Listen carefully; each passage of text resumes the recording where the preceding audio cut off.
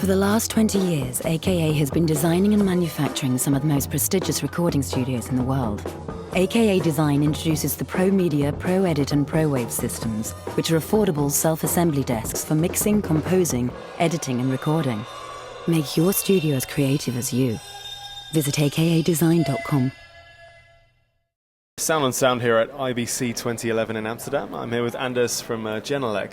I understand you've got a speaker that's similar to the 8030, but it's combined with a subwoofer and some room correction software or DSP, is that right? That's correct, yes. The speaker is actually called the 8130. You can see it over here.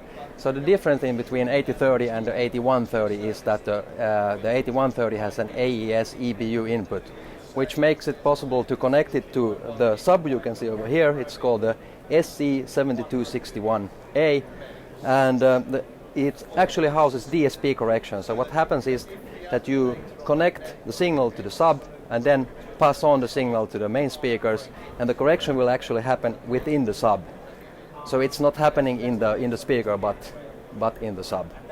So is something picking up a signal then and working out the problems in the room? How is that happening? How does it pick up the signal for the room correction? Well, we have a software called GLM SC, and there is an interface that you connect to the USB port, and then we use normal Cat5 cable to connect to the sub, and then by running the software and connecting a calibration microphone to this interface, we can then do automatic calibration for the room you're working in. Oh, I see. So you can run the software on a computer and see exactly what calibration is taking place? Yes, that's correct, yeah.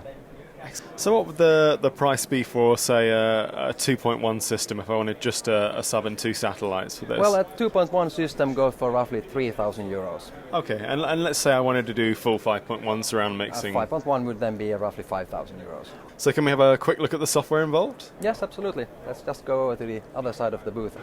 So here we've got the room correction software you were talking about. Would you mind just taking us through quickly how it works? Yeah, well, here is to begin with the subwoofer, the information about the sub when we've done the calibration. So you can see here that we have been working with 4 notch filters, and what happened here before was that we used this microphone.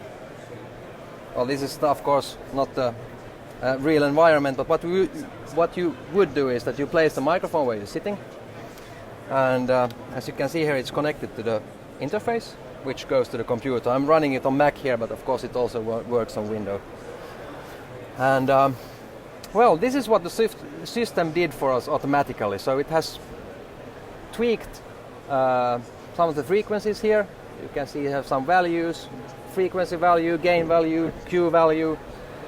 And what the system also does is that it will correct the phase in between the subwoofer and a main speaker. Usually in a 5.1, I think you choose the center speaker, and then in the stereo application, doesn't matter which side you choose, right or left. Well, thank you very much for showing us through. Thank you. Thank you.